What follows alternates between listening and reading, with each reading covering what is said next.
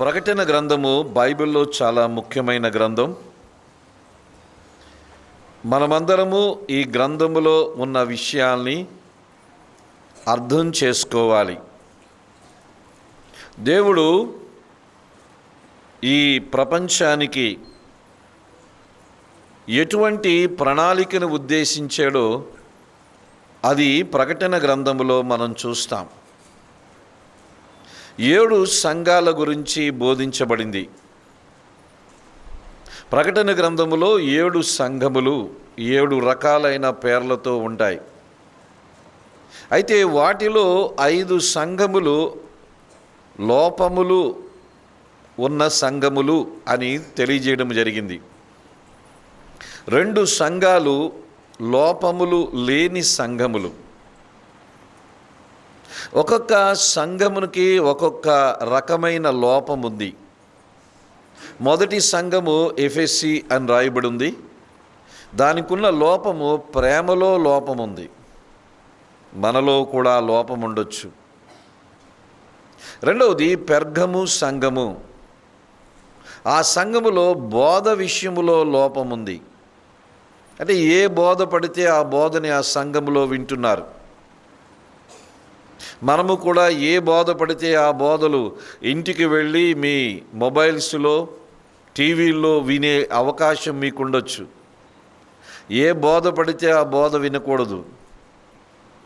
ఏ ఆహారం పడితే ఆ ఆహారం తింటే కడుపు పాడైపోతుంది. ఏ బోధ పడితే ఆ బోధ వింటే ఆత్మీయ ఆరోగ్యం చెడిపోద్ది. ఆ పెర్గము సంఘము బోధ విషయములో లోపముంది. మరొక సంఘం పేరు తొయితైరా సంఘం. ఆ సంఘము ఆత్మీయత విషయములో లోపముంది. ఆ సంఘము లోకముతో రాజీ పడిపోయింది. మనము కూడా లోకముతో రాజీ పడిపోతున్నాం. లోక పద్ధతులతో, లోక కట్టుబాట్లతో, లోక ఆచారాలతో, లోక ముహూర్తాలతో, లోక వాస్తులతో, ఇంకా చెప్పవలసినవి చాలా ఉన్నాయి. వాటితో రాజీ పడిపోతున్నాం. ఆ సంఘము లోకముతో రాజీ పడిపోయింది. మనము రాజీ పడుతున్నామేమో. తర్వాత సార్దీ సంఘము గురించి చెప్పడం జరిగింది. ఆ సంఘము పేరుకి మాత్రము సంఘముగా ఉంది. ఆ సంఘానికి పేరు ఉంది ఊరిలో. మనకి ఊరిలో పేరు ఉండొచ్చు. మీ బంధువుల మధ్య, మీ ఇరుగు పొరుగు వారి మధ్య మీకు పేరు ఉండొచ్చు. కానీ ఆ సంఘము ఫలము లేదు, జీవము లేదు. మనలో కూడా ఫలము జీవము లేకుండా ఉండవచ్చు. ప్రతి క్రైస్తవ విశ్వాసి ఫలించే వారిగా ఉండాలి. గత రాత్రి 5 ఫలముల గురించి చెప్పడం జరిగింది. పరిశుద్ధత అనే ఫలం ఫలించాలి. పరిచర్య, సువార్త ప్రకటన అనే ఫలం ఫలించాలి. ప్రవర్తన, అంతరంగ జీవితంలో ప్రవర్తన అనే ఫలం ఫలించాలి. ఔదార్యము, ధర్మము, ఇతరులకి సాయం చేసే ఫలం ఫలించాలి. జిహ్వ ఫలము, దేవుణ్ణి నిత్యము స్తుతించి కృతజ్ఞతలు చెప్పే ఫలం ఫలించాలి. ఇవి మనము ఫలించాలి. ఇవి ఆటోమేటిక్గా ఫలించవు. ఇవి మనము దేవునికి లోబడే కొలది ఫలాలు వస్తూ ఉంటాయి. సార్దీసు సంఘం ఫలములు లేని సంఘం. చాలామంది క్రైస్తవులు చర్చికి వస్తారు, ఫలాలు ఉండవు. ఆకులు ఉంటాయి వారి జీవితంలో. వారు నిటారుగా ఎదుగుతారు, అడ్డంగా ఎదుగుతారు, అంటే వెడల్పగా ఎదుగుతారు. చూడడానికి పచ్చగా ఉంటారు, అంటే భక్తిగానే కనిపిస్తారు. కానీ వారిలో ఫలములు లేవు. పైకి కొన్నిసార్లు మనం భక్తిగానే కనబడతాం. చాలా చక్కగా కూర్చుంటాం, చాలా చక్కగా వాక్యాన్ని వింటాం, కానుకలు చక్కగా వేస్తాము, బలలో చక్కగా పాల్గొంటాము. క్రమమంతా బాగుంది. ఇవి ఆకులు. కానీ ఫలములు కావాలి. పరిశుద్ధత, పరిచర్య, ప్రవర్తన, ఔదార్యం, జిహ్వఫలం, సత్క్రియలు, ఎన్నో ఫలములు ఫలించాలి. మనం ఫలించేవారిగా ఉండాలి. అది ఎప్పుడు జరుగుతుందంటే మనలో జీవం ఉన్నప్పుడు, అనగా మనము పరిశుద్ధాత్ముని చేత నడిపించబడుతున్నప్పుడే ఫలములు వస్తాయి. ఈ విషయాలన్నీ చెప్పడం జరిగింది. ప్రేమ లోపముంది, బోధలో లోపముంది, భక్తిలో ఆత్మీయతలో లోపముంది, ఫలములో ఎదుగుదలలో లోపముంది. ఆ రోజున ఆ సంఘాలకి ఆ లోపాలున్నాయి. ఈ రోజున మన సంఘంలో, మనలో, నాలో ఈ లోపములు ఉండొచ్చు. ఇక్కడున్న మనలో ఎవ్వరమీ పరిపూర్ణులము కాదు, నాతో సహా. మనమందరము పరిపూర్ణతలో ఎదుగుతున్న వారమే. మనమందరము ఎదిగే వారమే, ఎదిగిపోయిన వారం కాదు. మనము ఎదుగుతూ ఉంటాం ఆధ్యాత్మిక జీవితంలో. కాలము గడిచే కొలది 2025 ముగిస్తున్నాం. మరొక నెలలో సంవత్సరాలు గతిస్తూ ఉన్నాయి. సంవత్సరాలు గతిస్తూ ఉన్నప్పుడు మనము మన మరణానికి దగ్గరవుతాం, ఆయన రాకడకు దగ్గరవుతాం. ఇవి జరుగుతున్నాయి లేవా? కాలాన్ని ఎవరు ఆపలేరు. మీకు ఇష్టమున్నా ఇష్టం లేకపోయినా 2025 సంవత్సరం మరొక నెల 15 రోజుల్లో ముగిసిపోతుంది. క్యాలెండర్ మార్చవలసిందే, మీరు ఆపలేరు. సంవత్సరాలు గతిస్తూ ఉన్నప్పుడు మనం ఎదగాలి, ప్రేమలో ఎదగాలి, బోధలో, వాక్య సత్యములో ఎదగాలి, ఆత్మీయతలో ఎదగాలి, లోకానికి దూరం అవ్వాలి, ఫలముల్లో ఎదగాలి. ఇది దేవుడు మన నుంచి ఆశిస్తుంది. ఇవే ఈ 2 దినాలు నిన్నటి వరకు నేర్చుకున్న వాటిలో కొన్ని ముఖ్యమైనవి. మీరు రాలేకపోయారు కాబట్టి మీకు జ్ఞాపకం చేస్తున్నాం. ఈ కొన్ని రికార్డ్ అయినట్టుగా ఉన్నాయి. మీరు అవకాశం ఉంటే వినడానికి ప్రయత్నం చేయండి. ఈ రోజున మరొక సంఘము గురించి చెప్తాను. 5 సంఘముల్లో 5 లోపాలు ఉన్నాయి. దేవుడు సంఘము యొక్క లోపాలని తెలియజేస్తున్నాడు. ఈ సంఘం పేరు లవొదికీయ సంఘం. ప్రకటన గ్రంథం 3వ అధ్యాయము నేను చదువుతున్నాను, 17వ వచనాన్ని చదువుతున్నాను. ప్రకటన గ్రంథం 3వ అధ్యాయం 17వ వచనం. నీవు దౌర్భాగ్యుడవును, దిక్కుమాలిన వాడవును, దరిద్రుడవును, గ్రుడ్డివాడవును, దిగంబరుడునై ఉన్నావని ఎరుగక, నేను ధనవంతుడను, ధనవృద్ధి చేసి ఉన్నాను, నాకేమీయో కొదువలేదని చెప్పుకొనుచున్నావు. అది ఆ సంఘము స్థితి, లేక ఆ విశ్వాసుల స్థితి అది, లేక కొన్నిసార్లు మన స్థితి అది అవ్వచ్చు. ఆ రోజున ఆ సంఘం పేరు లవొదికీయ. ఈ రోజున మన పేరు వేరేదవ్వచ్చు, మన సంఘం వేరేదవ్వచ్చు. కానీ వారికి ఉన్న లక్షణం ఏమిటంటే మాకేమీ కొదువ లేదు అని వారు అనుకుంటున్నారు. కానీ దేవుడు ప్రభు అంటున్నాడు నీకన్నీ కొదువే అంటున్నాడు. వాళ్ళు అనుకుంటున్నారు మేము బాగున్నాం అనుకుంటున్నారు. ప్రభు అంటున్నాడు నువ్వు బాగోలేవు అంటున్నాడు. వాళ్ళు అనుకుంటున్నారు మేము ధనవంతులమని. ప్రభు అంటున్నాడు నువ్వు దౌర్భాగ్యుడు అని. వాళ్ళు అనుకుంటున్నారు మేము అన్నిట్లో తృప్తిగా ఉన్నామని. ప్రభు అంటున్నాడు నువ్వు గుడ్డివాడివి, దిగంబరుడివి అని రకరకాల మాటలు అంటున్నాడు. ఈ మాటలు పలుకుతుంది యేసు ప్రభువే. ఎంత కఠినమైన మాటలు పలికింది యేసే. మహిమలో ఉన్న యేసు ఎంత కఠినముగా మాట్లాడుతున్నాడో చూడండి. యేసు ప్రభు భూమి మీద ఉన్నప్పుడు ఇటువంటి పదాలు వాడాడా? నువ్వు దౌర్భాగ్యుడు, దిగంబరుడివి, దిక్కుమాలినుడు, గుడ్డోడు అని అన్నాడా? అనలేదు. కనికరం చూపించాడు. కానీ మహిమలో ఉన్న యేసు చాలా కఠినముగా మాట్లాడుతున్నారు. ఎవరి గురించి కఠినముగా మాట్లాడుతున్నాడు? బీజేపీ వాళ్ళ గురించా? కాదు. ఆర్ఎస్ఎస్ వాళ్ళ గురించా? కాదు. ప్రధానమంత్రి గురించా? కాదు. ముఖ్యమంత్రి గురించా? కాదు. క్రైస్తవుల గురించి మాట్లాడుతున్నాడు, సంఘము గురించి మాట్లాడుతున్నాడు. ఇది మనకి అర్థం కావాలి, ఇది సంఘానికి అర్థం కావాలి, ఇది క్రైస్తవులకు అర్థం కావాలి.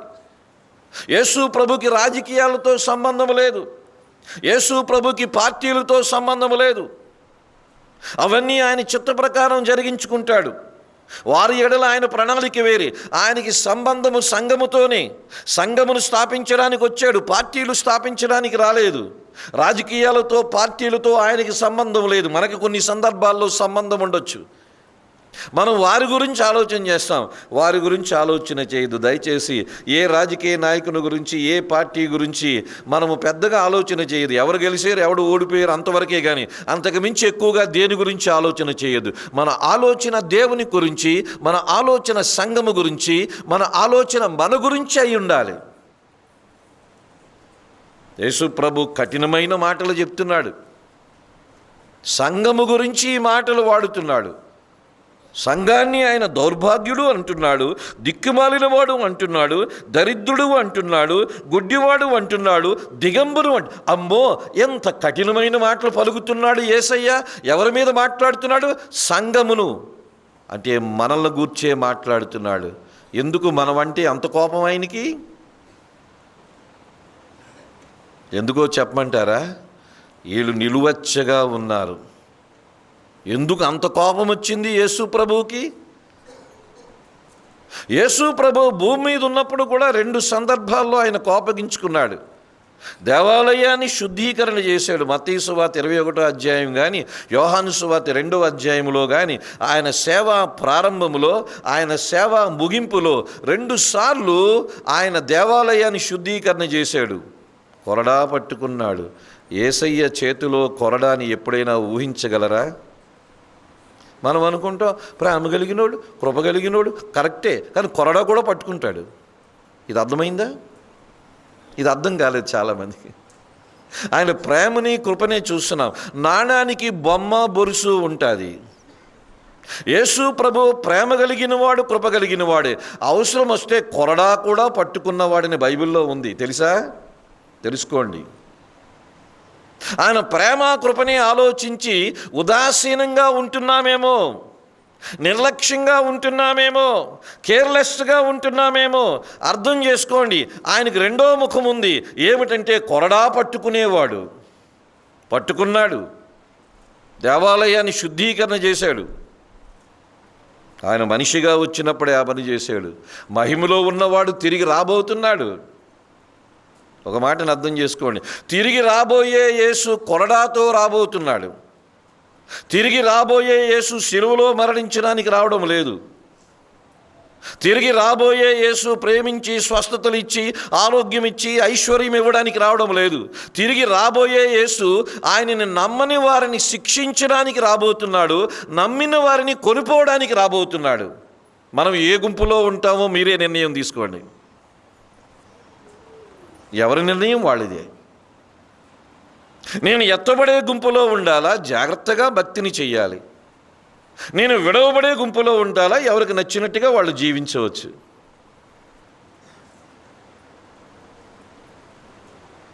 ఆయన సంగమ విషయంలో ఇంత కఠినంగా మాట్లాడింది ఎక్కడా లేదు.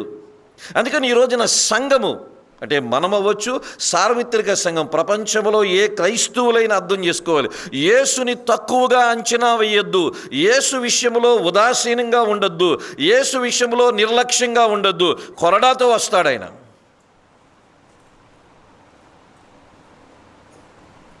చాలామంది యేసు ప్రభుని లైట్గా తీసుకుంటున్నారు. దీంట్లో సేవకులు ఉన్నారు, దీంట్లో పెద్దలు ఉన్నారు, దీంట్లో నాయకులు ఉన్నారు, దీంట్లో అందరూ ఉన్నారు. కానీ ఆ సంఘం విషయంలో చాలా కఠినంగా మాట్లాడుతున్నాడు. ఎందుకంటే అక్కడ విశ్వాసులు నులివెచ్చని స్థాయిలో ఉన్నారు. అంటే అర్థం ఏంటంటే భక్తిలోనూ లేరు, లోకంలోనూ లేరు, మధ్యలో ఉన్నారు. వీరినే గోపి అంటాం. గోపి అంటే తెలుసు కదా, గోడ మీద పిల్లి. క్రైస్తవులు గోపీలు అయిపోయారు. గోడ మీద పిల్లి వాటం. అవకాశం వస్తే లోకములో కలుస్తున్నారు, కష్టాలు వస్తే యేసు ప్రభు దగ్గరికి వస్తున్నారు. కష్టాలు రాగానే యేసు ప్రభువు కావాలి, ప్రార్థనలు కావాలి, ఉపవాసము కావాలి. అమ్మో యేసయ్య మా వ్యాధుల్ని స్వస్థపరచు, మా కష్టాలను తీర్చి, ఇవన్నీ తీర్చేటప్పటికి మళ్ళీ ఎక్కడికి వెళ్ళిపోతున్నారు? లోకములో కలిసిపోతున్నారు. అంటే ఎటు అవకాశం వస్తే అటు వెళ్ళిపోతున్నారు. వాళ్ళే నులివెచ్చని క్రైస్తవులు. అలాగున్నారా? నాకు తెలీదు, మీ గురించి మీకు తెలుసు. ఈ మాటలు మన గురించి చెప్తున్నాడు, ఎవరి గురించో చెప్పడం లేదు యేసుప్రభు. ఆ రోజున ఆ సంఘం పేరు లవదీకియా సంఘం, ఈ రోజున ఈ సంఘం పేరు ఏదైనా అవ్వచ్చు.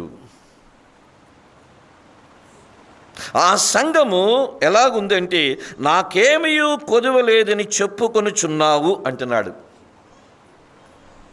అంటే ఆ మాట అర్థం ఏంటో చెప్పంటారా?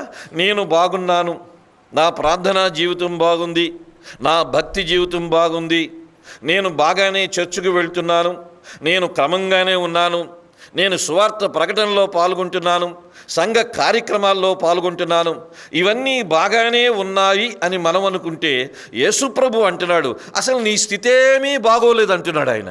అంటే ఎక్కడో లోపము ఉంది. ఆ రోజున ఆ సంఘములో లోపాన్ని ఆయన చూపిస్తున్నాడు. క్రైస్తవ జీవితంలో, భక్తి జీవితంలో మనం ఎప్పుడూ కూడా ఈ మాట చెప్పకూడదు.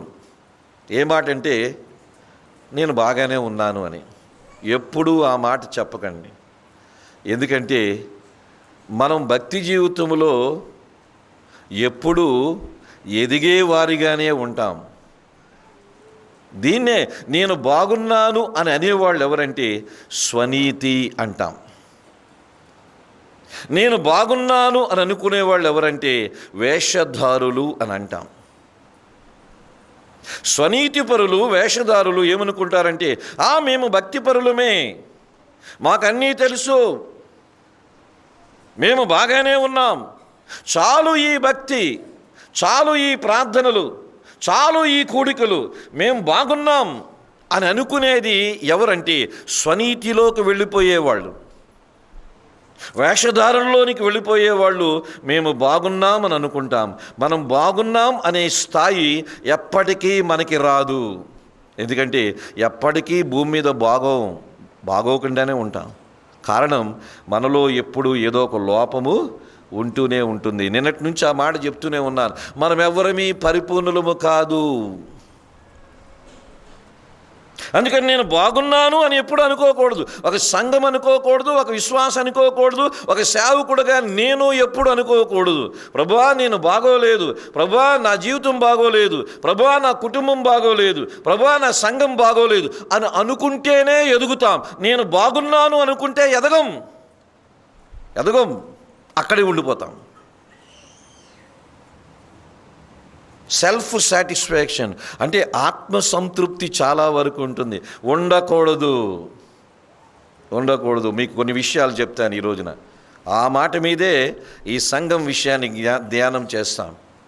అందుకని సంఘముగా, విశ్వాసులముగా ఇది చాలు, నేను బాగున్నాను, ఈ వర్తమానము చాలు, ఇక అయిపోయింది నా జీవితం, నేనంతా బాగానే ఉన్నాను, దేవుడు పిలిస్తే వెళ్ళిపోతాను అని ఎప్పుడు అనుకోవద్దు. అనుకున్నారు అంటే స్వనీతిలో ఉన్నారు మీరు అని అర్థం చేసుకోండి. మరి ఎలా ఉండాలి? కొన్ని విషయాలు చెప్తాను రండి. మత్తయి సువార్త 5వ అధ్యాయం, మత్తయి సువార్త 5వ అధ్యాయం 3వ వచనం. మత్తయి సువార్త 5వ అధ్యాయం 3వ వచనం. ఆత్మ విషయమై దీనులైన వారు ధన్యులు, పరలోక రాజ్యము వారిది. జాగ్రత్తగా వినండి అమ్మా. యేసు ప్రభు భూమి మీదకి వచ్చి ఆయన నోరు తెరిచి చెప్పిన మొదటి ప్రసంగంలో మొదటి మాట ఈ మాట. యేసు ప్రభు భూమి మీదకి వచ్చి చేసిన మొదటి ప్రసంగంలో మొదటి మాట ఈ మాట, ఆత్మ విషయమై దీనులైన వారు ధన్యులు, పరలోక రాజ్యం వారిది. Blessed are the poor in spirit, theirs is the kingdom of God అంటున్నాడు. ఆత్మ విషయమై దీనులు అంటే ఎవరు వాళ్ళు? ఈ మాటను అర్థం చేసుకోవడానికి లూకాసు సువార్తలో కూడా మీకు ఒక మాటను చూపిస్తాను. రండి, లూకాసు సువార్త 6వ అధ్యాయము 20వ వచనాన్ని కూడా చూడండి. లూకాసు సువార్త 6వ అధ్యాయం 20వ వచనం. అంతటా ఆయన తన శిష్యుల తట్టు పారజూచి ఇట్లనెను, బీదలైన మీరు ధన్యులు, దేవుని రాజ్యం మీది. ఏంటిది అంటే బీదలదే దేవుని రాజ్యం అంటున్నాడు. అంటే పేదవాళ్ళు అందరూ దేవుని రాజ్యంలోకి వెళ్తారా? అంటే ధనవంతులకి దేవుని రాజ్యం లేదా? బీదలైన మీరు ధన్యులు. ఏ విషయంలో బీదల వాళ్ళు? మత్తయి సువార్త 5వ అధ్యాయం 3వ వచనములో ఆత్మ విషయమై దీనులు అన్నాడు. లూకాసు సువార్త 6వ అధ్యాయం 20వ వచనములో బీదలైన మీరు అంటున్నాడు. అంటే అర్థం ఏమిటంటే ఆత్మీయ విషయాల్లో బీదలుగా ఉన్నవారు ధన్యులు, పరలోక రాజ్యం వారిది. ఈ లోకంలో డబ్బు లేని వాళ్ళు అందరూ ధన్యులు అని అనడం లేదు. ఈ లోకంలో పేదవారుగా ఉండే వాళ్ళందరూ పరలోక రాజ్యం అనలేదు. పరలోక రాజ్యంలో పేదవాళ్ళు ఉంటారు, కోటీశ్వరులు ఉంటారు. పరలోక రాజ్యం ఎవరిదంటే యేసు ప్రభుని నమ్ముకున్న వాళ్ళు. వాళ్ళు పేదవాళ్ళైనా సరే, ధనికులైనా సరే, యేసు ప్రభుని నమ్ముకుంటే పరలోక రాజ్యంలో ఉంటారు. దానికి ధనానికి పేదరికానికి సంబంధము లేదు. ఆత్మ విషయమై దీనులు అంటే బీదలు అని అంటున్నాడు. దాని అర్థం ఏంటంటే ఆత్మీయ విషయాల్లో కొదువ ఉంది, ఆత్మీయ విషయాల్లో లోటు ఉంది, ఆత్మీయ విషయాల్లో ఇంకా నేను నేర్చుకోవలసింది ఉంది, ఆత్మీయ విషయాల్లో ఇంకా నేను ఎదగవలసింది ఉంది, ఆత్మీయ విషయాల్లో ఫలించవలసింది ఉంది అని ఎవరైతే అనుకుంటారో వాళ్ళు ధన్యులు, పరలోక రాజ్యం వారిది. ఎందుకంటే వాళ్ళు ఎప్పుడూ ఆత్మీయ విషయాల్లో అసంతృప్తిగానే ఉంటారు.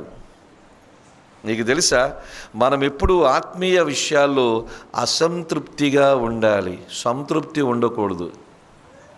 భౌతిక విషయాల్లో సంతృప్తి ఉండాలి. ఇది చాలు అని అనుకుంటే మంచిది. ఈ ఇల్లు చాలు అని అనుకోవాలి, ఈ డబ్బు చాలు అని అనుకోవాలి, ఈ వస్తువులు చాలు అనుకోవాలి. కానీ మనం అనుకుంటామా?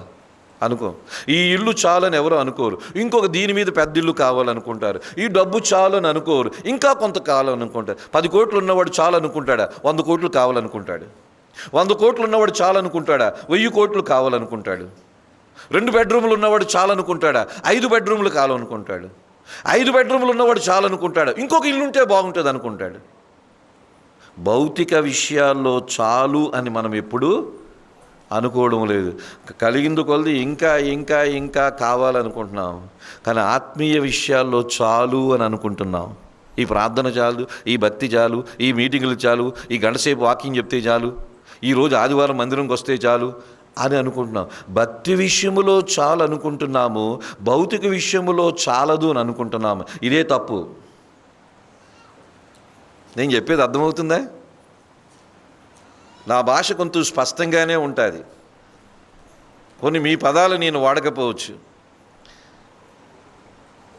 ఆత్మ విషయమైన దీనులు అంటే ఆత్మీయ విషయాల్లో చాలు అని అననివారు, ఈ భక్తి చాలు అని అననివారు, ఈ ప్రార్థన చాలు అని అననివారు, ఈ వాక్యము చాలు అని అననివారు, ఈ సహవాసము చాలదు అననివారు, ఇంకా ఇంకా ఇంకా భక్తిలో కోరుకునే వాళ్ళే ఆత్మీయ విషయాల్లో దీనులు, వారు ధన్యులు, వారిదే పరలోక రాజ్యం అన్నాడు. అందరిది పరలోక రాజ్యం అని దేవుడు చెప్పలేదు. మనం చెప్తాం నీది పరలోక రాజ్యం, నీది పరలోక రాజ్యం అని. యేసు ప్రభు పరలోక రాజ్యం ఎవరిదో ఆయనే చెప్పాడు. ఈ మత్తయి సువార్త 5, 6, 7 అధ్యాయాలు నేను దరిదాపు 2 సంవత్సరాలు ధ్యానం చేశాను. మా సంఘంలో దరిదాపు 40 వర్తమానాలు చెప్పాను. దీంట్లో మనం అర్థం చేసుకుంటే ఆ లవొదికీయ సంఘమునకు వచ్చి ప్రభు అంటున్నాడు కదా, నాకేమీ కొదువ లేదని నువ్వు అనుకుంటున్నావు, కానీ నీకన్నీ కొదువే అని అంటున్నాడు. సంఘమా, సంఘంగా ఉంటున్న మనం ఎప్పుడు నాకేమీ కొదువలేదు, నేను పర్లేదు, నా భక్తి బాగుంది అని ఎప్పుడు అనుకోవద్దు. ఎందుకంటే మనలో లోపాలు ఉంటూనే ఉంటాయి. పెద్దదో చిన్నదో ఏదో ఒక లోపం ఉంటూనే ఉంటుంది. ప్రాచీన పురుషుడు మనలో పనిచేస్తూనే ఉన్నాడు. అందుకని మనం ఎప్పుడూ ఆత్మ విషయాల్లో దీనులుగా ఉండాలి. అనగా ఆత్మీయ విషయాలు, దాన్ని ఆధ్యాత్మికత అంటాం. ఈ ఆధ్యాత్మిక విషయాల్లో ఎప్పుడూ కూడా ఇంకా ఇంకా ఇంకా అని కోరుకోవాలి. కోరుకుంటున్నారా? ఇంకా ఇంకా అని కోరుకుంటున్నారా? కోరుకుంటే మనం లెవొదికయ సంఘ విశ్వాసులు వంటి వారము కాము. మనము ఆత్మీయ విషయాల్లో దీనులుగా ఉన్నవారం, మనము ధన్యులమి అని అర్థం చేసుకోవాలి. సో ఆ సంఘానికి ఆ లోపం ఉంది. అంటే స్వనీతిలో ఉండిపోయారు, అనగా వేషధారణలో ఉండిపోయారు. దేవాలయానికి ఇద్దరు వచ్చారంట. ఒక వ్యక్తి పేరు పరిసయుడు, ఒక వ్యక్తి పేరు సుంకరి. పరిసయుడు ధర్మశాస్త్రం ఎరిగినవాడు, ధర్మశాస్త్రోపదేశకుడు. అంటే పరిసయుడు మాలాంటివాడు అనమాట. పరిసయుడు వాక్యాన్ని బోధిస్తాడు, వాక్యాన్ని రాస్తాడు, వాక్యాన్ని ప్రజలకు వివరిస్తాడు. పరిసయుడు దేవాలయానికి వచ్చి, ఇదిగో నేను వారానికి 2 దినాలు ఏం చేస్తున్నాను? ఉపవాసం ఉంటున్నాను. అంతేకాదు ఇంకేం చేస్తున్నాను? రకరకాల కానుకలు సమర్పిస్తున్నాను. ఇదిగో నేను ఈ సుంకరి లాంటి వాడిని కాదు అన్నట్టుగా తన భక్తిని చెప్పుకుంటున్నాడు. చాలా జాగ్రత్తగా ఉన్నాడు. దేవుని దగ్గరకు వచ్చి భక్తి ఎప్పుడు చెప్పుకోవద్దు. మన భక్తి ఏంటో ఆయనకు బాగా తెలుసు. దేవుని దగ్గర మన భక్తి చెప్పవలసిన పని లేదు. దేవుని దగ్గరకు వచ్చే ప్రతిసారి పాపిని అని రావాలి. ఏమని రావాలి? పాపిని అని రావాలి. కానీ ఆ పరిసయుడు నేను నీతిపరుడిని అని వస్తున్నాడు. కానీ పక్కనే సుంకరి ఉన్నాడు. వాడు గుండెలు బాదుకుంటూ దేవాలయంలోనికి ప్రవేశించడానికి ధైర్యం చాలక, ఈ పాపిని క్షమించు ప్రభు అంటున్నాడు. వాడు నీతిమంతుడుగా తీర్చబడ్డాడు. సుంకరి అంటే అర్థం ఏంటో చెప్పమంటారా? పన్ను వసూలు చేసుకునేవాడు. సుంకరి అంటే పన్ను, ట్యాక్స్ కలెక్ట్ చేసుకునేవాడు. సిటీఓను, ఏసీటీఓను పన్ను వసూలు చేసేవాడు. కొంత అవినీతిపరుడు. పన్నులు వసూలు చేసుకున్న వాళ్ళు అవసరానికి మించి పన్నులు వసూలు చేస్తూ ఉంటారు, అవినీతిలో ఉంటారు. అటువంటి అవినీతిపరుడు, పాపంలో ఉన్నవాడు నేను పాపిని అంటే దేవుడు వాడిని క్షమించాడు. ఈ పక్కన పరిసయుడు ధర్మశాస్త్ర ఉపదేశకుడు, బాగా వాక్యం ఎరిగినవాడు, నేను నీతిమంతుని అంటే దేవుడు ఆ ప్రార్థన అంగీకరించలేదు. ఎందుకంటే వాడిలో స్వనీతి ఉంది, ఈ సుంకరిలో స్వనీతి లేదు. దేవుడు వ్యతిరేకించేది, దేవుడు అసహించుకునేది, దేవునికి ఇష్టము లేనిది స్వనీతి. పాపినైనా కరుణిస్తాడు కానీ స్వనీతిపరుడిని దేవుడు కరుణించడు. ఎందుకంటే స్వనీతి మనల్ని దేవుని నీతికి దూరం చేస్తుంది. స్వనీతి మనల్ని దేవునికే దూరం చేస్తుంది. స్వనీతి దేవుని కృపను, దేవుని కనికిరాన్ని కోరుకోదు, తన సొంత కార్యాలని కోరుకుంటుంది. అందుకే ఆ రోజున పరిసయుడికి స్వనీతిపరుడైపోయాడు. తన భక్తిని, తన కానుకల గురించి చెప్తున్నాడు. కానీ తనలో ఉన్న ఆ పాపపు స్వభావము గురించి ఏమీ మాట్లాడడం లేదు. అందుకని అతని ప్రార్థనకి జవాబు రాలేదు. నాకేమీ కొదువలేదు అని అనుకుంటుంది ఆ సంఘము, ఆ సంఘములో విశ్వాసులు. దేవుడేంటో నీకన్నీ కొదువని అంటున్నాడు. సో మనం ఎప్పుడూ కూడా కొదువతోనే జీవిస్తాం. నా మటుకు నేను కొదువతోనే జీవిస్తాను. ఇంకా వాక్యం నేర్చుకుంటే ఎంత బాగుంటుంది, ఇంకా ఇంతకుముందు 10 సంవత్సరాల క్రితమే ఈ వాక్య జ్ఞానం ఉంటే ఎంత బాగుంటుందని అనిపిస్తూ ఉంటుంది. ఆ 20 సంవత్సరాలు 25 సంవత్సరాల్లోనే ఈ అనుభవం ఉంటే ఎంత బాగుండు అని లేట్ అయిపోయింది అనిపిస్తూ ఉంటుంది. చాలా లేట్ అయిపోయింది అనిపిస్తూ ఉంటుంది. ఇంకా చాలా కొదువులు ఉన్నాయి నా జీవితంలో కూడా. అందరి జీవితాల్లో కొదువులు ఉన్నవి. ఈ కొదువును మనం గుర్తించాలి, ఈ లోటును మనము గుర్తించాలి. అప్పుడే మనం ఎదగగలము. లెవొదికయ సంఘము తన కొదువును గుర్తించుకోవడం లేదు, తానేదో ఎదిగిపోయేమని అనుకుంటుంది. దేవుడు తప్పు అంటున్నాడు. నా నోట నుండి నిన్ను ఉమ్మి వేయ ఉద్దేశించుచున్నాను అంటున్నాడు. సంఘము గురించి అంత కఠినమైన ఉమ్మేస్తానంటున్నాడు. ఎవరి మీద? సంఘాన్ని. నోటిలో నుంచి నిన్ను ఊసేస్తానంటున్నాడు. అంటే దాని అర్థం ఏంటంటే నువ్వు నా నోటిలో ఎమడలేవు. అపోస్తలుడైన పౌలు ఏమంటున్నాడో చూడండి. తిమోతికు రాసిన మొదటి పత్రిక 1వ అధ్యాయం. పౌలు మనకి ఎంతైనా మాదిరి. వ్యక్తిగతంగా తిమోతికి రాసిన మొదటి పత్రిక 1వ అధ్యాయం 15వ వచనం,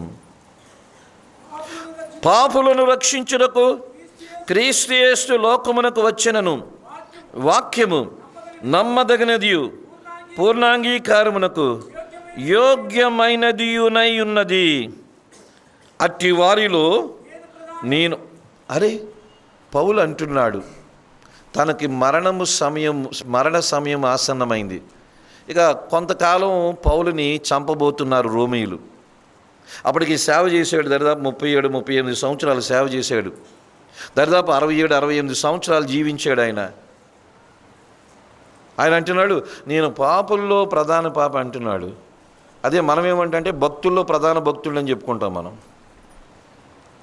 అంత గొప్ప అపోస్తలుడు, అంత గొప్ప భక్తుడు, అన్ని సంఘాలు స్థాపించిన వాడు, ఆసియా ఖండము ఐరోపా ఖండములో సంఘాలు స్థాపించిన వాడు, నేను పాపుల్లో ప్రధాన పాపని తన జీవిత చివరి దశలో అంటున్నాడు. ఎంత తగ్గింపుగా ఉన్నాడు. మనం ఎప్పుడు పాపుల్లో ప్రధాన పాపులమే. మనం ఎప్పుడు ఏమనుకోవాలో చెప్పమంటారా? ప్రభా నేను పాపిని, కానీ రక్షించబడిన పాపిని, అది అనుకోవాలి. మనం ఎవరమి? సేవ్డ్ సిన్నర్స్, రక్షించబడిన పాపిని. ఆయన మనల్ని పరిశుద్ధులుగా చేశాడు. ఆయన దృష్టిలో పరిశుద్ధులమి, ఆయన దృష్టిలో నీతిపరులమి. కానీ మన మట్టుకు మనం ఏమనుకోవాలంటే, రక్షించబడిన పాపిని ప్రభువా, నువ్వు రక్షించకపోతే నేను పాపిని, నరకానికిలో ఉండేవాడిని. రక్షించబడిన పాపిని, I am a saved sinner, సెయింటే బట్ సేవ్డ్ సిన్నర్. పరిశుద్ధులమే కానీ రక్షించబడిన పాపులమే. పౌలు లాంటి భక్తుడు, పౌలు లాంటి అపోస్తలుడు అంటున్నాడు కదా, పాపులలో ప్రధాన పాపిని. నేనేదో భక్తిపరుని కాదు, ఏదో సేవ చేస్తున్నాను అంతే, కానీ నేను పాపుల్లో ప్రధాన పాపనని ఆయన ఒప్పుకుంటున్నాడు పౌలు గారు.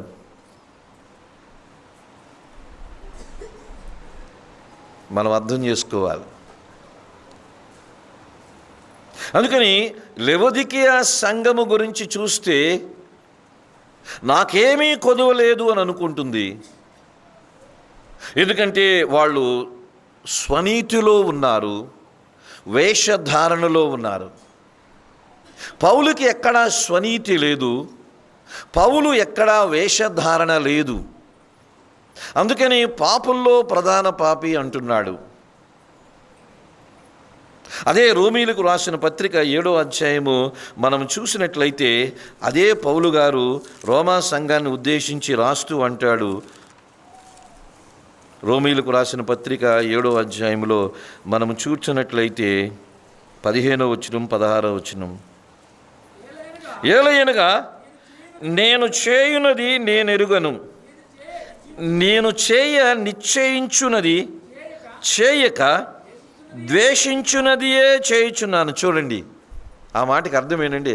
ఏదైతే చేయాలనుకుంటున్నానో దాన్ని చేయలేకపోతున్నాను, ఏదైతే చెయ్యకూడదు అని అనుకుంటున్నానో అదే చెయ్యాలని అనిపిస్తూ ఉంది. అబద్ధాలు ఆడకూడదు అనుకుంటున్నాను, కానీ అబద్ధాలు ఆడాలని అనిపిస్తూ ఉంది. మోసం చేయకూడదు అనుకుంటున్నాను, కానీ మోసం చేయాలనిపిస్తుంది. ఫలానావి చూడకూడదు అనుకుంటున్నాను, కానీ చూడాలనిపిస్తుంది.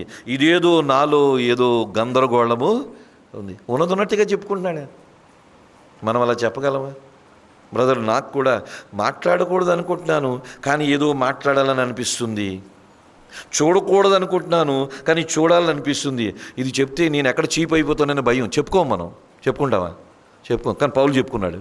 ఎంత గొప్పడో చెప్పండి. మనమంతా పరిశుద్ధులమే, పరలోకం నుంచి ఊడిపడినట్టుగా చెప్పుకుంటూ ఉంటాం. కానీ పౌలు తన బలహీనతని ఉన్నట్టుగా చెప్తున్నాడు. నేను చెయ్యాలనుకున్నది చేయలేకపోతున్నాను, ద్వేషించేదాన్ని చేస్తూ ఉన్నాను, నాలో ఆ నియమం ఒక పోరాటం జరుగుతూ ఉంది. ఎంత ఉన్నట్టుగా చెప్తున్నాడు ఆ గొప్ప అపోస్తలుడు. స్నేహితులారా, అర్థం చేసుకోండి, సంఘం అర్థం చేసుకోండి. నాలో ఆ పోరాటం ఉంది, మీలో ఆ పోరాటం ఉంది. చెప్పకపోయినా మనం అందరం ఈ పోరాటంలోనే ఉన్నాం. అది మీకు తెలుసు, నాకు తెలుసు. We have got inner battle. ఏదో ఇలా బ్రతకాలనుకుంటున్నాం, బ్రతకలేకపోతున్నాం. నీతిగా ఉండాలనుకుంటున్నాం, నీతిగా ఉండలేకపోతున్నాం. పరిశుద్ధంగా ఉండాలనుకుంటున్నాం, ఉండలేకపోతున్నాం. ప్రార్థన ఎక్కువ చేసుకోవాలనుకుంటున్నాం, చేసుకోలేకపోతున్నాం. వాక్యాన్ని ధ్యానం చేయాలనుకుంటున్నాం, ధ్యానం చేయలేదు. ఏదో లోపల పోరాటం ఉంటుంది. ప్రతి విశ్వాసిలో అంతరంగ పోరాటం ఉంటుంది. పౌలులో కూడా పోరాటం ఉంది. కానీ దాన్ని బట్టి తనేమి నిరుత్సాహపడలేదు. 25వ వచనములో అంటాడు, మన ప్రభు అయిన యేసుక్రీస్తు ద్వారా దేవునికి కృతజ్ఞతాస్తుతులు చెల్లించుచున్నాను. కాగా మనస్సు విషయములో నేను దైవ నియమమునకును, శరీర విషయములో పాపం నియమమునకు దాసుడనై ఉన్నాను. కాబట్టి ఇప్పుడు క్రీస్తు యేసునున్న వారికి ఏ శిక్షా విధి లేదు. ఎందుకంటే భయపడుతున్నాడు. చెయ్యాలనుకున్నది చేయలేకపోతున్నాను, చెయ్యకూడదనుకున్నదే చేసేస్తున్నాను, అమ్మో దేవుడు శిక్షిస్తాడేమో భయపడుతూ ఉంటే దేవుడు మాట్లాడుతున్నాడు 8వ అధ్యాయంలో, క్రీస్తు యేసునందున్న వారికి ఏ శిక్షా విధి లేదు. ఈ నియమాలు, ఈ పోరాటాలు అందరి జీవితంలో ఈ నాలో ఈ పోరాటం ఉంటుంది, మీలో చచ్చే వరకు ఈ పోరాటం అందరిలో ఉంటుంది. చనిపోయే క్షణం వరకు ప్రతి ఒక్కరి జీవితంలో ఈ పోరాటం ఉంటుంది. ఏంటా పోరాటం? ఏదో చేయాలనుకుంటున్నాం, చేయలేకపోతున్నాం. ఏదో చేయకూడదు అనుకుంటున్నాం, దాన్ని చేస్తాం. ఈ పోరాటంతోనే మనిషి జీవించినంతకాలం జీవిస్తాం. ప్రతి మనిషి, ప్రతి భక్తుడు, ప్రతి విశ్వాసి. మీకు అర్థమవుతుందా? కానీ లవొదికీయ సంఘం ఏమనుకుంటుందంటే, నాకేమీ కొదువలేదు, ఐఎమ్ ఆల్ రైట్ అంటుంది. దేవుడు అంటున్నాడు, ఎప్పుడు అలాగ అనుకోవద్దు, నీలో కూడా లోపాలు ఉన్నవి. ఎప్పుడు స్నేహితులారా ఆధ్యాత్మిక విషయాల్లో సంతృప్తిగా ఉండిపోవద్దు. భౌతిక విషయాల్లో తృప్తి కలిగి ఉండండి. దేవుడు మీకు ఇచ్చిన స్థితిలో తృప్తిగా ఉండండి. దేవుడు మీకు ఇచ్చిన ఇంటిని బట్టి తృప్తిగా ఉండండి. దేవుడు మీకు ఇచ్చిన ఆస్తిని బట్టి తృప్తిగా ఉండండి. దేవుడు మీకు ఇచ్చిన పిల్లలను బట్టి తృప్తిగా ఉండండి. మీ పిల్లలకి ఇచ్చిన ఆ స్థితిని బట్టి, స్టేటస్ని బట్టి మీరు తృప్తిగా ఉండండి. ఎవరితోనూ పోల్చుకోవద్దు. ఎవరి జీవితాలు ఆరువే. భౌతిక విషయాల్లో తృప్తిగా ఉండండి, కానీ భక్తి విషయంలో తృప్తి వద్దు. ఇంకా ఇంకా ఇంకా ఎదగాలి, ఇంకా నేర్చుకోవాలని భక్తి విషయంలో ఎప్పుడు అసంతృప్తిగానే ఉండాలి. అప్పుడే లవొదికీయ లాంటి స్థితి నుంచి మనం బయటపడగలం. ఇదే అపోస్తలుడైన పౌలు ఫిలిప్పీలకు రాసిన పత్రిక 3వ అధ్యాయంలో ఆయన అంటున్నాడు కదా, అప్పుడుకి ఆయన చెరసాల్లో ఉన్నాడు. ఏమంటున్నాడో చూడండి. 3వ అధ్యాయం 9వ వచనం 10వ వచనం. 9వ వచనం 10వ వచనం. క్రీస్తుని సంపాదించుకొని ధర్మశాస్త్ర మూలమైన నా నీతిని గాక క్రీస్తునందలి విశ్వాసం వలనైన నీతి అనగా విశ్వాసమును బట్టి దేవుడు అనుగ్రహించు నీతి గలవాడనై ఆయన యందు అగుపడు నిమిత్తమును. చూడండి, ఏ విధము చేతనైనను మృతుల్లో నుండి నాకు పునరుద్ధానము కలుగవలనని ఆయన మరణ విషయములో సమాన అనుభవము గలవాడనై ఆయనను ఆయన పునరుద్ధాన బలమును ఎరుగు నిమిత్తము చాలు. పౌలు గారు మళ్ళీ అప్పటికి 25 సంవత్సరాలు సేవ చేసేసాడు ఆయన. ఫిలిప్పీ సంఘానికి ఉత్తరం రాసే టైంకి ఆయన జైల్లో చెరసాల్లో ఉన్నాడు. అప్పటికి 25 సంవత్సరాలు సేవ చేశాడు. అంటే భక్తిలో ఎదిగిపోయాడు, సేవలో కూడా ఎదిగిపోయాడు. అప్పుడు అంటాడు ఆయన, ఆయనను తెలుసుకోవాలి, ఆయన పునరుద్ధాన బలమేంటో అప్పటికీ ఏదో ఆశ. మీకు ఏ ఆశ ఉందో చెప్పండి. ఇంకా యేసు ప్రభుని బాగా తెలుసుకోవాలని ఆశ ఉందా? ఇంకా వాక్యములో ఎదగాలని ఆశ ఉందా? ఇంకా సేవ బాగా చేయాలని ఆశ ఉందా? ప్రార్థనలో ఇంకా వ్యక్తిగతంగా ఎదగాలని ఆశ ఉందా? పరిశుద్ధతలో ఎదగాలని ఆశ ఉందా? అసలు అబద్ధం అనేది నోట్లోంచి రాకూడదు, సత్యమే చెప్పాలని ఆశ ఉందా? ఈ ఆశలున్నాయా? పౌలు అంటున్నాడు, ఆయనను, ఆయన అంటే యేసు ప్రభుని, ఆయన పునరుద్ధాన బలమును, ఆ నూతన జీవాన్ని ఎరుగు నిమిత్తము ఇంకా నాకు కావాలి. కావడానికి ఏం చేస్తున్నాడంటే, ఏవైతే లాభకరముగా ఉన్నాయో, ఏవైతే తనకి లాభకరంగా ఉన్నాయో వాటిని నష్టంగా పెంటతో సమానముగా ఎంచుకొనిచున్నాను. ఏం ఆశ అయింది? ఆ భక్తుడికి ఏం ఆశ చూడండి. మనకు భక్తి జీవితంలో సహోదరి సహోదరులారా ఆ ఆశ ఉండాలి. యవనస్తులు కూడా అర్థం చేసుకోండి. పాటలు బాగా కంఠస్థం చేస్తున్నారు, వాక్యం కంఠస్థం చేస్తున్నారా? ఈరోజు యూత్ పాటలు బాగా కంఠస్థం చేస్తారు, కానీ వాక్యం కంఠస్థం చేయాలి. పాటలు వద్దంటం లేదు, వాక్యం బాగా కంఠస్థం చేయాలి.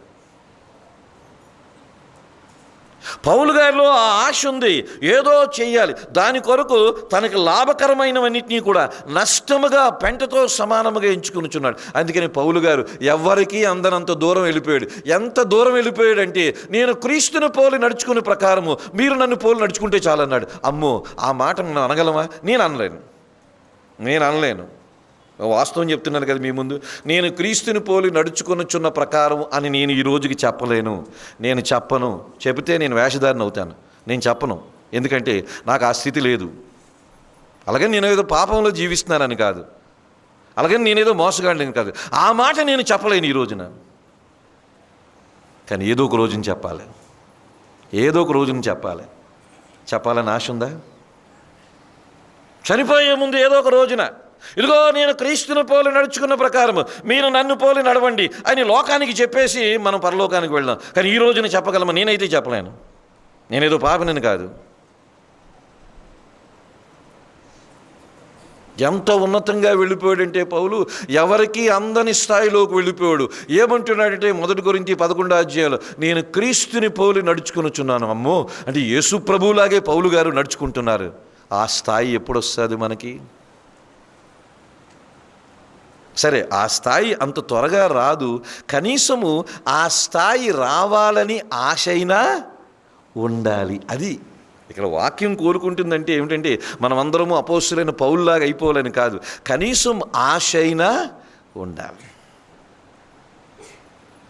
నేను అలాగ మారాలి. ఇదిగో నేను ఒక ఎస్తేరుగా ఉండాలి.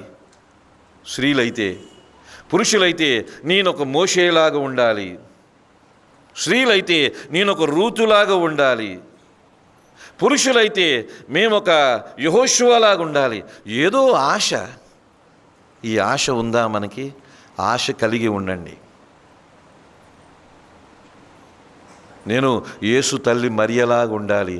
మరియ లోకానికి రక్షకుడినిచ్చింది. నేను ఏదో ఒక రీతిలో రక్షకుడిని లోకానికి తెలియజేయాలనే ఆశ మీలో ఉండాలి. ఎలిజబెత్తు లోకానికి ఒక యోహాన్ని ఇచ్చింది. నేను కూడా యోహాను లాంటి పిల్లల్ని లోకానికి ఇవ్వాలని మీకు ఆశ ఉండాలి. లూదియా ఆ ఫిలిప్పీ పట్టణంలో సంఘము స్థాపించడంలో ప్రథమ పాత్ర పోషించింది. నేను సంఘ అభివృద్ధిలో నా పాత్ర ఏదో అని మీకు ఆశ ఉండాలి. ఏమైనా ఆశ ఉందా స్త్రీలకి మీకు? అలాగే పురుషులు కూడా నేను ఒక తిమోతిలాగా ఉండాలి, ఒక ఎఫెఫ్రాలాగా ఉండాలి అని ఏమైనా ఆశ ఉందా? వచ్చి వెళ్ళిపోతే చాలా అనుకుంటున్నామా మనం? ఏం ఆశ ఉందో మనకి? నాకైతే చాలా ఆశ ఉంది.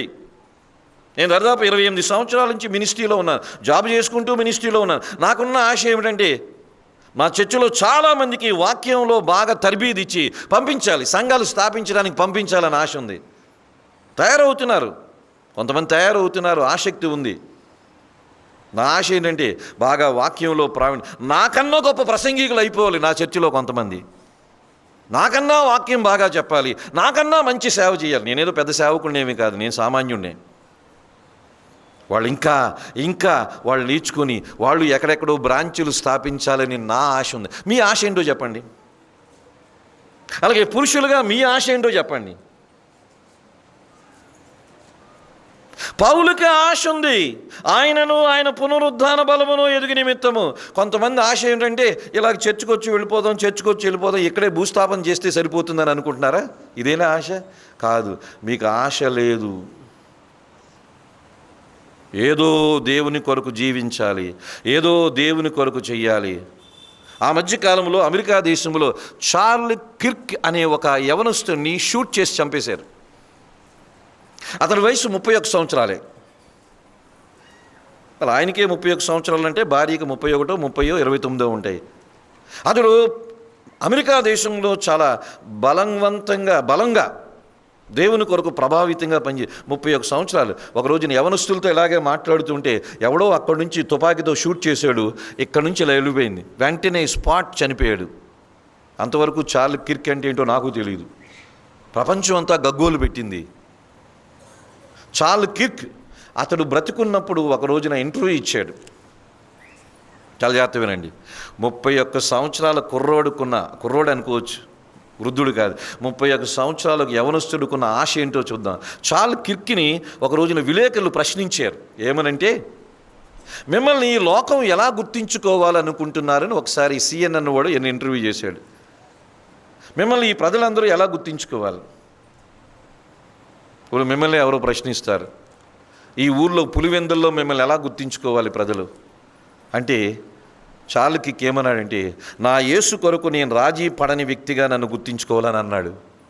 బాబు చాలా పెద్ద మాట పడేశాడు. నా యేసు కొరకు నేను రాజీ పడని వ్యక్తిగా, విశ్వాసము కొరకు రాజీ పడని వ్యక్తి చార్లెస్ కిర్క్ అని ప్రపంచం తెలుసుకోవాలన్నాడు. మిమ్మల్ని ఎవరైనా అడిగితే ఏం చెప్తారు? యేసు ప్రభు కొరకు నేను రాజీ పడని వ్యక్తిని అని నా గురించి అందరూ అనుకోవాలని అనే ఆశ ఉందా? కానీ ఆయనకు ఆశ ఉంది 31 సంవత్సరాల వయసులో. పౌలుకు ఒక ఆశ ఉంది. దావీదుకున్న ఆశ ఏంటో చెప్తాను చూడండి.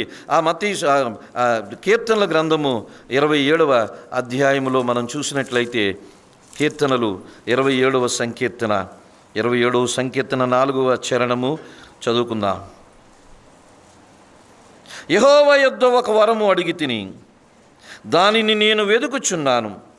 యెహోవా ప్రసన్నతను చూచుటకును ఆయన ఆలయములో ధ్యానించుటకును నా జీవిత కాలమంతయు నేను యెహోవా మందిరములో నివసింపగోరుచున్నాను. జాగ్రత్తగా వినండి, నా వైపు చూడండి. దావీదుని పిలిచి, దావీదు గారు మీకున్న కోరిక ఏంటో చెప్పండి అని అడిగితే, దావీదు ఏమంటున్నాడంటే, నా జీవిత కాలమంతా యెహోవా మందిరములో నివసించి యెహోవా ప్రసన్నతను చూడాలి, ధ్యానం చేయాలి. దావీదుకున్న కోరిక జీవితాంతము యెహోవా మందిరములో ఉండిపోవాలంట. జీవితాంతము యెహోవా ప్రసన్నత అంటే ఆయన వైభవము, ఆయన స్వభావము, ఆయన గుణము అన్నమాట. జీవితాంతం ఆ మందిరంలో ఉండిపోవాలి. మరి దావీదుని అడుగుతాం, నీ భార్యల సంగతి ఏమిటి? నీ బిడ్డల సంగతి ఏమిటి? నీ సింహాసనం సంగతి ఏమిటి? ఇంత అధికారం ఉంది, నువ్వు రాజువు కదా, నువ్వు జీవితాంతం ఈ మందిరంలో ఉండిపోతే నీ సింహాసనం ఏమవుతుంది? ఎవడో కాజేస్తాడు కదా. నీ కుటుంబం ఏమవుతుంది? యెహోవా యొద్ద ఒక వరం అడిగి తిని, ఏంటా వరం? శత్రువుల్ని కోరుకున్నాడా? కాదు. శత్రువుల మీద విజయాన్ని కోరుకున్నాడా? కాదు. రాజ్యాన్ని విస్తరించాలనుకున్నాడా? కాదు.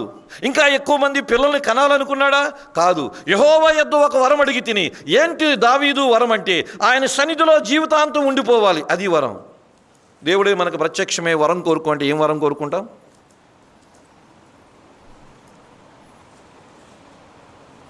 ఓ 100 కోట్లు ఆస్తి కోరుకుందామా?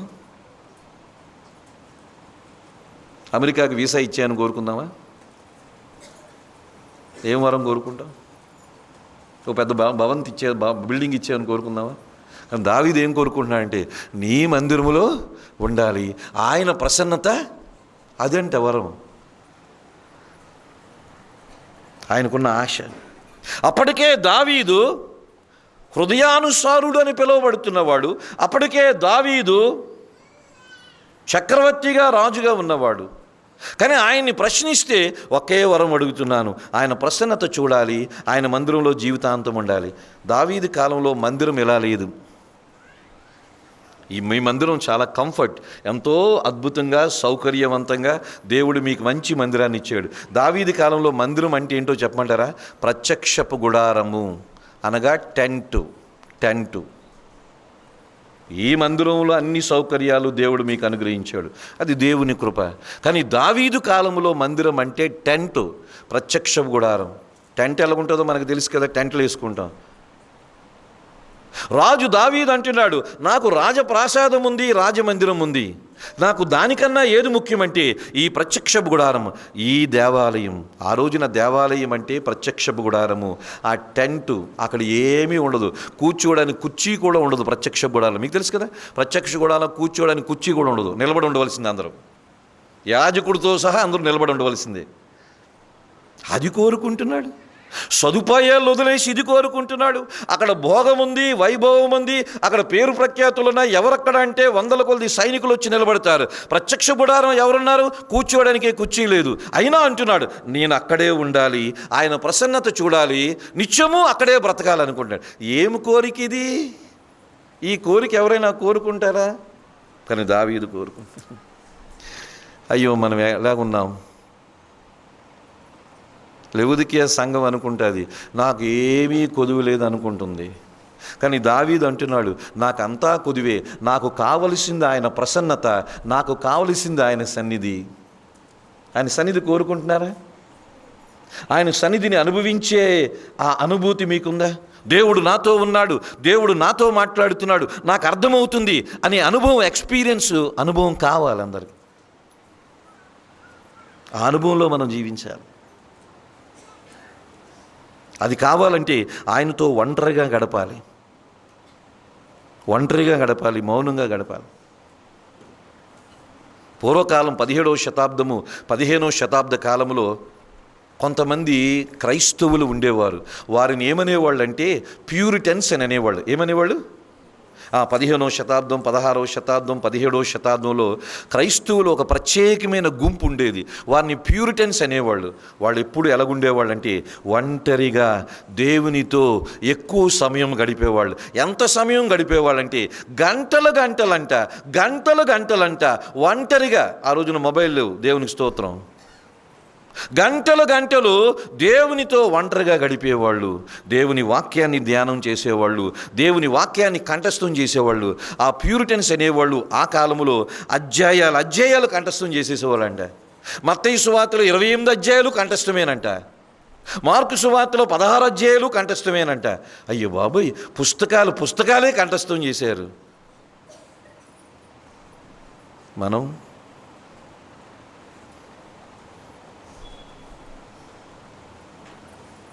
వాళ్ళకి ఆ ఆశ ఉంది. సరే, మనది ఇది రోజు బిజీ ప్రపంచం, అంత టైం లేదు మనకి. అయితే ఒకటి ఆశ అయినా ఉండాలి. దావీదుకున్న ఆశ ఏమిటంటే ఆయన ప్రసన్నత చూడాలి, యెహోవా మందిరములో నేను జీవితాంతం జీవించాలి. ఏంటా మందిరం అంటే టెంట్, ఏసీలు లేవు, ఫ్యాన్లు లేవు, కరెంటు లేవు, కూర్చోవడానికి కుర్చీ లేదు, కానీ అక్కడే ఉండిపోవాలంట. రాజుకి ఆ కోరిక ఉంది. ఆ వైభవాన్ని విడిచిపెట్టి ఆ టెంటులో ఉండిపోవాలని ఆశ ఉంది. ఆ ఏం కోరిక దావీదుకి? మనకు ఆశ ఉందా? దేవుని కొరకు ఏదో చెయ్యాలని ఆశ ఉండాలి, సంఘం కొరకు ఏదో చెయ్యాలని ఆశ ఉండాలి, దేవుని కొరకు గొప్పగా బ్రతకాలి అనే ఆశ ఉండాలి. ఏదీ లేకుండా నేను బాగున్నాను అనుకుంటే లెవొదికీయ సంఘంలాగే మీరు నేను ఉన్నట్టు లెక్క. ఎందుకంటే ఆ సంఘం అనుకుంటుంది నాకేమీ కొదువ లేదనుకుంటుంది. అర్థం చేసుకోండి. బైబిల్లో 3 వ్యక్తులను చూపిస్తున్నాను. పౌలు గురించి చెప్పాను, ఆయన ఆశ ఏంటో. దావీదు గురించి చెప్పాను, ఆయన ఆశ ఏంటో. 3వ వ్యక్తి గురించి చెప్తున్నాను చివరిలో, మరియ గురించి చెప్తాను, ఆమె ఆశ ఏంటో. లూకాసు సువార్త 10వ అధ్యాయం. లూకాసు సువార్త 10వ అధ్యాయం. ఆమె ఏం చేస్తుందంటే లూకాసు సువార్త 10వ అధ్యాయము 41వ వచనము 42వ వచనాన్ని చదువుదాం. అందుకు ప్రభు, మార్తా మార్తా, నీవు అనేకమైన పనులను గూర్చి విచారము కలిగి తొందరపడుచున్నావు, కానీ అవసరమైంది ఒకటే. ఏంటది? మరియా ఉత్తమమైన దానిని ఏర్పరచుకొనెను, అది ఆమె యొద్ద నుండి తీసివేయబడదని ఆమెతో. మరియా 3 సార్లు బైబిల్లో కనబడుతుంది. మొదటిసారి ఇక్కడ కనబడుతుంది, రెండవ పర్యాయం చూపిస్తాను రండి. యోహాను సువార్త 11వ అధ్యాయములో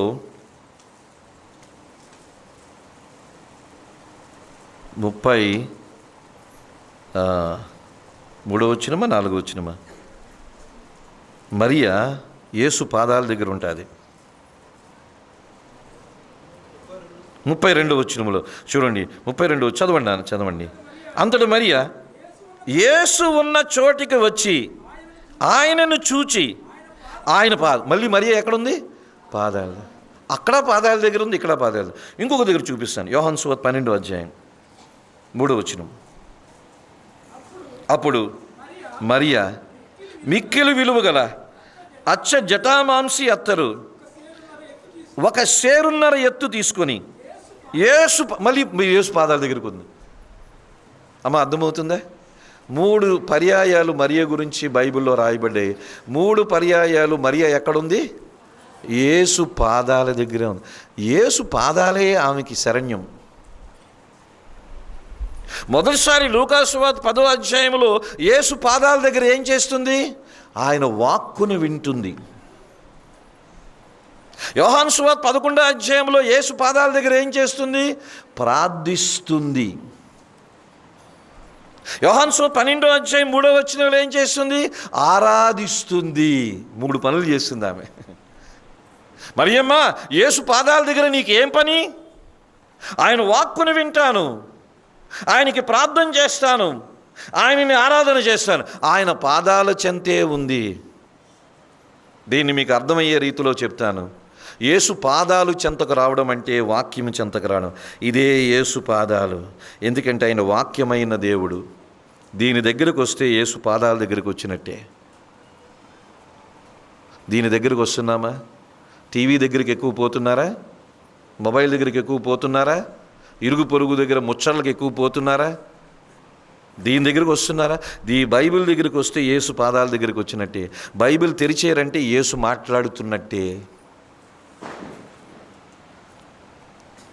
మరియకి ఉన్న ఆశ ఏమిటంటే యేసు పాదములు, the feet of Jesus Christ. మరియ ఏ సందర్భంలో చూసినా యేసు పాదాలే. అంటే మిగతా పనులు మానేసిందని కాదు, యేసు పాదాలకి ఆమె అంత విలువిచ్చింది. పాదాలు అంటే ఆయన సన్నిధి, పాదాలు అంటే ఆయన వాక్యము. పౌలు గారేంటో ఆయనను, ఆయన పునరుద్ధాన బలం తెలుసుకోవాలని ఆశ. దావీదుకేంటో ఆయన ప్రసన్నత చూడాలి, ఆయన మందిరములో నిత్యము జీవించాలని ఆశ. మరియకేంటో ఆయన పాదాల దగ్గరికి రావాలని ఆశ. మరి మన ఆశ ఏమిటో? అసలు ఆశ అంటూ ఉందా? ఉంటే అది ఏ ఆశ? పౌలు లాంటి గారి ఆశ, దావీదు లాంటి ఆశ, మరియమ్మకున్న లాంటి ఆశ. ఏదో ఒక ఆశ కలిగి ఉందాం. లేకపోతే స్నేహితులారా, మనము లెవొదికియా సంఘము లాంటి వారమే అని అర్థం చేసుకోండి. ఇది చెప్పడానికి నాకు మొహమాటం లేదు, నాకు భయం లేదు. ఆ రోజున లెవొదికియా సంఘం అనుకుంటుంది, నాకేమీ కొదువలేదు అని చెప్పుకొనుచున్నావు. మనం అనుకుంటున్నామా? అనుకుంటే స్వనీతిలో ఉన్నాం, వేషధారణలో ఉన్నాం. యేసు ప్రభు కాలంలో శాస్త్రులు, పరిసయ్యులను ఉండేవాళ్ళు. వాళ్ళు అలాగే బతికేసేవాళ్ళు. మేము భక్తులమి, మాకేమీ కొదువు లేదని జీవించేవాళ్ళు. మత్తయి సువార్త 23వ అధ్యాయం చూస్తే వాళ్ళ లక్షణాలన్నీ మనం చూస్తాం. వాళ్ళలాగా మనం ఉండకూడదు. మనం వేషధారులము కాకూడదు, మనం స్వనీతి పరులము కాకూడదు. మనం అయితే ఒక పౌలులాగా ఉండాలి, మరియమ్మలాగా ఉండాలి, దావీదులాగా ఉండాలి. ఇక బైబిల్లో ఎంతోమంది భక్తులు ఉన్నారు. వారిలాగా ఆత్మీయ విషయాల్లో మనం ఎప్పుడు అసంతృప్తిగానే ఉండాలి. ఆత్మ విషయమై దీనత్వము కలిగి ఉండాలి. ఇంకా ఇంకా ఇంకా అన్నట్టుగానే జీవించాలి. చాలు అన్న మాట మన నోట్లోంచి ఎప్పుడు రాకూడదు. భక్తి జీవితంలో ఎప్పుడు రాకూడదు. ఎందుకంటే క్రీస్తు సారూప్యములోనికి ఎదగడం అనేది అది జీవితానికే సరిపోయేది. అది జీవిత ధ్యేయం. ఒకరోజే యేసు సారూప్యంలోనికి మనము ఎదుగుతూ ఎదుగుతూ ఎదుగుతూ ఎదుగుతూ ఎదుగుతూనే ఉంటాం. ఇది జీవిత ధ్యేయం. చాలు అని అనుకోవద్దు. చాలు. ప్రసంగి సామెతల గ్రంథం ఈ వచనాన్ని చూపిస్తాను. సామెతల గ్రంథం 30వ అధ్యాయం 15వ వచనం.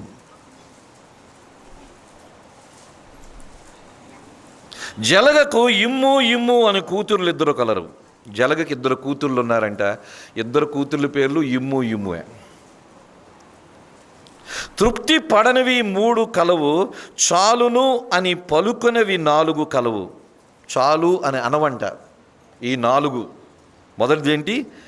పాతాళము. పాతాళం చాలు అని అంది. ఎప్పుడు ఎంతమందినైనా మృంగేస్తుంది. కనని గర్భం అంటే పిల్లలు కనని గర్భం చాలులే అని అనుకోదు. పిల్లలు కావాలి కావాలి అనుకుంటుంది. నీరు చాలును అని అనని భూమి. ఎప్పుడైనా భూమి నేల ఈ వర్షం చాలులే ఇంక నేను నిండిపోయాను అని అంటారా? అందు. 4వది చాలును అనని అగ్ని. అగ్ని ఇక ఈ వీధంతా కాల్చేసాను, ఇక వచ్చి ఆ తర్వాత వీధిని కాల్చను, ఈ రెండిళ్ళని కాల్చేసాను అని అనుకుంటుందా? కాల్చుకుంటూనే పోతుంది అగ్ని. చాలు అని అననివి 4 ఉన్నాయి. 1 పాతాళం, 2వది కనని గర్భం, 3వది నీరు చాలు అనని భూమి, 4వది అగ్ని. వాటికి తృప్తి లేదు. వాటికి తృప్తి లేదు. మన జీవితంలో భౌతిక విషయాల్లో, లోకపరమైన వాటిలో తృప్తి కలిగి ఉండాలి. మీ స్థితిని బట్టి మీరు తృప్తి కలిగి ఉండండి. కానీ ఆధ్యాత్మిక విషయాల్లో తృప్తిగా ఉండొద్దు. అవి తృప్తి లేనివి. మనము ఆత్మీయ విషయాల్లో అలా ఉండకూడదు. భక్తి విషయంలో ఎప్పుడూ ఏదో ఒక ఆశతో జీవించండి. దేవుడు అదే కోరుకుంటున్నాడు. అందుకని లవొదికీయ సంఘము గురించి మనం ధ్యానం చేస్తే మనకు అర్థమవుతుంది కదా. ఏం అర్థమవుతుందంటే ఆ ప్రకటన గ్రంథము 2వ అధ్యాయం 3వ అధ్యాయంలో మనం చూస్తాము కదా. అక్కడ ఏమని రాయబడి ఉందంటే, నాకేమీ కొదువలేదని మాట. ఆ మాట మనకొద్దు. నాకేమీ కొదువలేదని ఎప్పుడూ అనుకోవద్దు. భక్తి విషయంలో కొదువుతోనే జీవిద్దాము. భౌతిక విషయాల్లో కొదువ లేకుండా జీవిద్దాం. సంతృప్తిగా జీవిద్దాం. దేవుడు అటువంటి కృపను మనకు అనుగ్రహించారు.